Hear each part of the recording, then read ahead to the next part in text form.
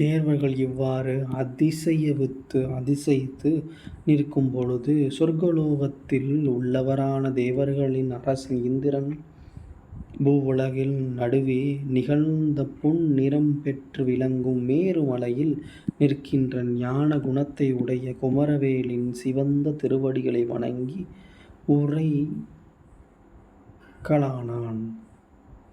வணங்க என்ன சொல்றாரு பாப்போம்.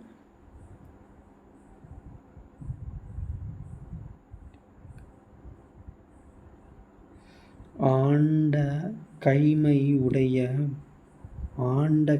உடைய பகவானே, வேதங்கள் என்னும் உண்மை நூலை ஆபரணமாய் தரித்துள்ள உன் திருவடிகளை பூசித்து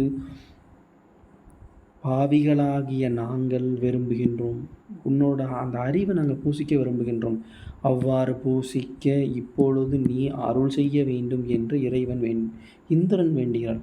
இந்திரன் இவ்வாறு வேண்டியதும் திருமுருகன் சம்மதித்து சென்று பொன் மயமான இந்த மேருமலையை விட்டு நீங்கி தனது ஒளி மிகுந்த கைலை மலையின் பக்கத்தில் பொருந்தி நின்ற ஒரு பெரிய மலைக்கு சென்றார். மலைகளின் பெரிய சிறகுகளை அறித்த இறைவன் இந்திரனும் மத்தைய தேவர்களும் ஒன்று சேர்ந்து கை தொழுது மனதில் மகிழ்ச்சி அடைந்து என்னும் நல்ல இளமை பருவத்தை பெற்ற முருகனை பின்தொடர்ந்து சென்று அந்த மலைக்கு வந்தனர். திருமுருகன் பிரம்புகள் அடர்ந்துள்ள பாறைகளும் முளைகளும் நிறைந்த பக்கங்களை கொண்ட அந்த மலைக்கு சென்று தங்கினான். அவன் பின்னே வந்த தேவர்கள் அனைவரும் அவனுடைய திருவடிகளை சிறப்பாக பூஜை செய்ய முயன்றனர். அப்பொழுது தேவரசனான இந்திரன் தங்களுடைய பழைய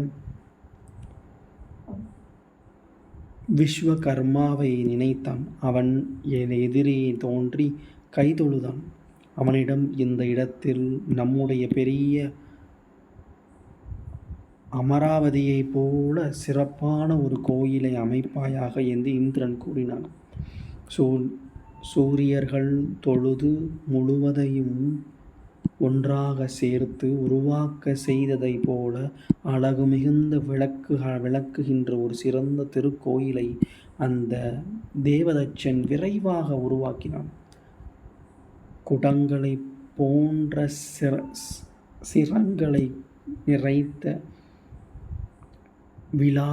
விசாலமான கோபுரத்தை உடைய அந்த திருக்கோயிலின் நடுவே மதத்தை பொழிகின்ற யானையின் முளையை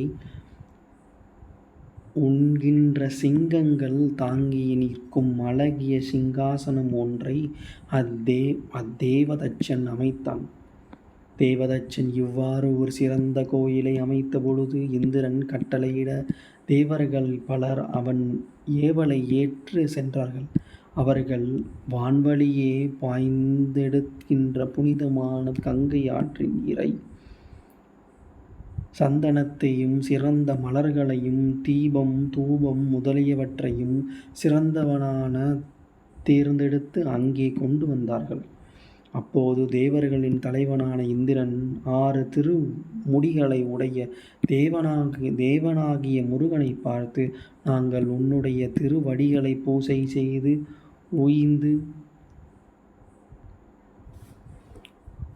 உய்தி பெறுவதற்கு நீ இந்த திருக்கோயிலில் எழுந்தருளுமாக என்று வேண்டினான். வேதங்களிலும் சிறந்தவனான முருகவேல் இந்திரன் விடுத்த அந்த வேண்டுகோளை ஏற்று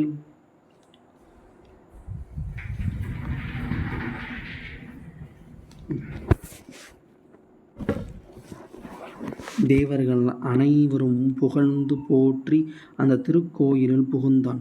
அக்கோயிலின் நடுவே இருந்த ஆண்